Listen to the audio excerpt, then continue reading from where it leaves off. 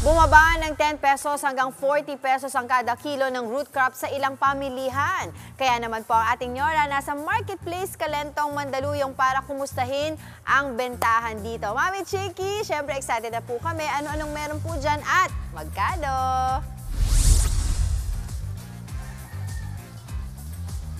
Good news naman yung binalita mo. Dahil totoo, nagbaba ang ilan sa mga root crops at more or less steady naman din yung iba. Ganun naman talaga ang nangyayari kapag ganitong summer na ay marami talaga ang mga root crops at masarap lalo na ito.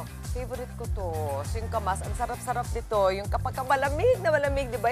Parang hiwain mo lang na maahabang ganon. Tapos yung iba gusto nila na parang idinidip lang nila sa bagoong o kaya sa suka. Ayun, ano pa ba mga pwede gawin sa singkamas? Mapag-usapan natin yan mula dito sa Calentong, sa Marketplace sa Mandaluyong. At kasama ko po, eto na ko suki na dahil lagi ko siyang binubulabog dito sa Marketplace. Ma'am Connie, halina kayo! Hello, good morning muli. Good morning po. Ang sarap kasama si Ma'am Connie Del Prado kasi ninyo, fresh na fresh lagi at napakaganda ng ngiti. Nahihiya pa siya. Diba, sanay na kayo dito. Gusto natin malaman kasi kung mataas pa o mababa ngayon. Ang balita natin ngayon is medyo bumaba. Ano po, ang mga root crops. Ang kamote po, dating 70 pesos, nasa 60 pesos per kilo ngayon. Ang singkamas, ito po, stable at 60 pesos. Sabi nyo, ito ang pinakamagandang panahon bumili ng singkamas. Opo, panahon kasi niya ngayon summer. Maraming singkamas talaga. Kapag mahal ang singkamas, magkano? Minsan umabot ng 90. Oh, imagine, 90. Kaya hindi siya panahon. Opo, nasa 60 tayo ngayon. Ang bawang naman po, from 180 nasa 160. Ang luya, ito po, umakyat ng konti. Umakyat po ng konti. Slight. 220 siya ngayon, noon 200. At kaya? Meron pong shortage sa delivery. Tsaka yung may mas mura naman, kaya lang yung imported, kaya lang hindi po siya malasa. Talaga Hindi po? po mapasok na imported. Sige, pero ano ba yung pinakamababang nakita ninyo sa luya? Nag 150 na po ako dyan. Talaga po? Naku, Pero so minsan medyo depende. Pagka po yung medyo malalaki, talagang medyo mas mahal yan. Pag So, yung maliit, mura. Ano ba yung malasa? Yung malaki o yung maliit? Pero yung iba hinahanap po yung Tagalog na luya, yung maliliit. Yung mga baby na Oo, ganon. mas gusto nila. Pero ito sinasabi na, ito kukunin ko po, ma'am. yan yung malaki. Ito yung malalaki. Ito yung 220. Oo. Okay. Mga pang-export po kasi. Ayan. Ang carrots naman po, bumaba ng bahagya. Ito maganda din ang presyo, 80 mula sa 100. At ang patatas, steady, 90 ngayon. Mas mababa ng 10 piso kesa sa 100 nung nakaraang linggo. Ang red onion, nasa 120. White onion, sabi nyo maganda, 100. Lalo na yung mga Yung local po. Mas mura Mas pa. mura po yung Magkano local. po ang local ngayon? Ang local po, minsan 90 lang eh. Ang imported po, 120 to 140. Ang gabi naman, steady na sa 100. Opo. Okay, babalik ko ito. Ito po yung gabi. Ito, tatanong ko sa inyo, ba't sinasabi nila Makati? Ano ba yung ibig sabihin pag sinasabi Minsan Makati? po meron talagang nachichempo na Makati. Yung gabi. Tapos ano yung sabihin nun? Talaga mangangat ka, kamot ka? Oo, Kapag, kaya yung iba, pinapabalat po sa amin kasi Opo. ayaw nilang humawak. sa paghawakan ninyo, mangangati kayo. Medyo meron pong naliligaw na Makati talaga siya. Dito po sa tindahan ni Ma'am Connie, hindi Makati ang gabi dahil kanina ko pahawak to, wala naman ako nararamdaman, di ba? Ang gabi, kami po, ang gamit namin dito talaga sa sinigang. Ang sinigang Ang po, sarap. hindi pwedeng nawawala ng gabi. Kayo po, ano pa mga gamit ng gabi? Ginagamit ko po yan sa ginatan. Mas Ay, gusto oo ko yan nga. kaysa yung malaki. Kasi mas maligat yan. So, meron ng kamote, meron pang gabi sa meron pang ginatan gabi. ninyo. Opo. Ang sarap kasi para sa sinigang, nakakapalapot siya. Ganon din naman sa, Opo. Sa ano rin po, sa halaya, sinasama rin namin Ay, yan. talaga po. So, para medyo mas makunat po yung Yung halaya. ihahalo nyo sa ube, Opo. ganon po. Oo. Anong ginagawa nun? Parang nagiging mas... Para mas makunat po yung halaya nyo. Tsaka makakatipid kayo kasi mas mura ng konti ito, di ba? Bago tayo magpaalam, eto po, kamoteng kahoy. Huwag nyo kalimutan, meron po kamoteng kahoy. Ano pang ginagamit natin dito?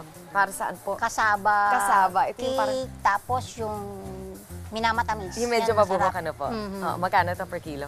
Ano lang po, 60. 60, mura lang. At ang singkamas, 60 din. Ang favorite na luto nyo sa singkamas, lumpiang Sa hubad. lumpiang hubad po. Yay! Nako, Angela, maglumpiang hubad ka ngayon dahil murang-mura ang singkamas. Okay, balik muna tayo sa studio. Uy, sarap ng singkamas with bagoong. Maraming salamat, Mami Chiki. Eto, dahil nalaman nga po natin ang pagbaba sa presyo ng root crops, alamin po naman natin kung paano tayo mas makakatipid pa Live pa rin mula sa Marketplace sa Calentong, Mandaluyong, Yara, Mami Chiki! Waiting po kami, abangers po kami sa mga pabaon mong palengke tips. Kamote, Angela, hindi kasi tayo sa ano. Ang gusto natin, oo nga, ang gusto nating kamote, pinag-uusapan hindi sa traffic kasi ayaw natin yung mga kamote sa kalye, di ba? Gusto natin yung kamote dito sa palengke. Dahil sabi nga natin maganda ang presyo ngayon, di ba, Mama Dims? Eto, pag sinabi kong kamote, dami ko na naiisip na pwede bagong luto. Aling Connie, di ba? Dati yung ano, sanay tayo yung linalagay sa ginatan. Pero ngayon, ano naiisip niyo mga bagong luto ng kamote? Sa kamote po, pwede siyang kamote cube. Oo! Kamote fries. Kamote fries! Yun yung naisip ko. Tapos alam niyo yung nabibili ngayon, yung parang tinutusok nila sa stick. Tapos yung umiikot-ikot na gano'n. Oh, yun. Meron din Diba? po yun. Kasi pwede yun na fries, yung patatas, pero mas masarap yung kamoting, yung matamis eh. Opo, yung yellow po. Yun ang matamis yellow. na kamote. Yun po ang nandito sa atin. Ulitin natin, ang presyo ng kamote ngayon is? 60. Nasa 60 ngayon. Opo, And 60 sabihin nyo, dahil kung mahal ang kamote, magkano? Nasa 100 ba umaabot kuminsan? 80, 90 po. 80, 90 o 60 dahil summer, di ba? Marami po siya ngayon. Ang labas. turo nyo sa akin, Ma'am Connie, hindi dapat nababasa ang kamote. Opo, madali po siyang masira pag nabasa. Saka meron na siyang sakit talaga, yung tinatawag namin na ulalo.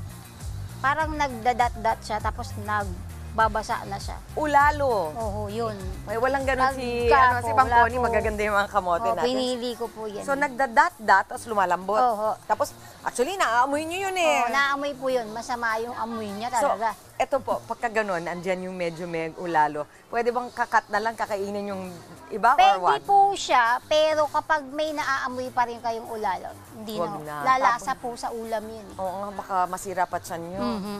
So, para maiwasan natin yon, dapat talaga huwag ibasain. Opo. Mm-mm.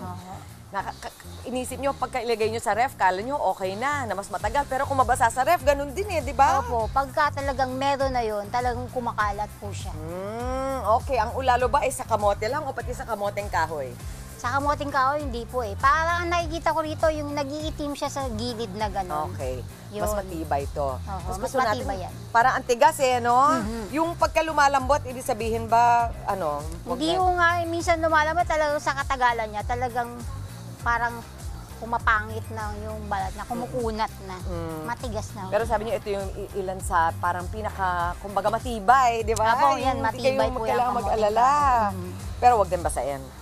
Oo. Oo. So pagka pinapakulon nyo, tinatanggal mo na yung balat? Oo, tatanggalin niyo po. May mas makapal pa siyang balat dyan, tatanggalin pa po yun. Okay.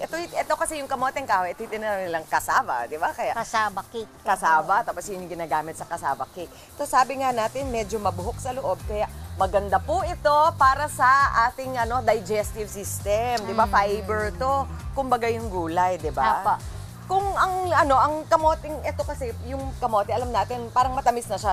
Paano nga ang sweet potato ang tawag? Opo. Ang kasaba ba, matamis talaga o hindi eh? No? Hindi po lalagyan yung asukal para siya tumamis. Ayun. Tapos yun na nga, sabi natin kanina, maganda to pang kasaba cake. Ano pa magandang luto nito? Maganda ilalagay sa...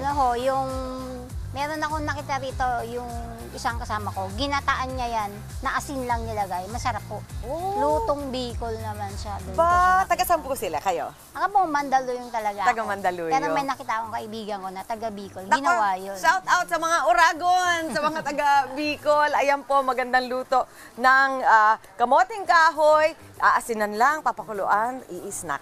Di ba? Oo, may gata po. May gata. Alright masarap. po. Maraming salamat muli. Ma'am Connie, alam niyo naman, balik-balik kami dito sa Calentong. Huwag po kayo magsasawa. Apo. Okay, salamat sa mga tips ninyo. Back to studio. Alright, maraming salamat, Mami Chiki!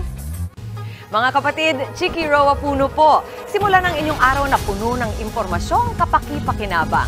Sama na sa isang makabuluhang umaga. Tumutok at mag-subscribe sa social media pages ng News 5.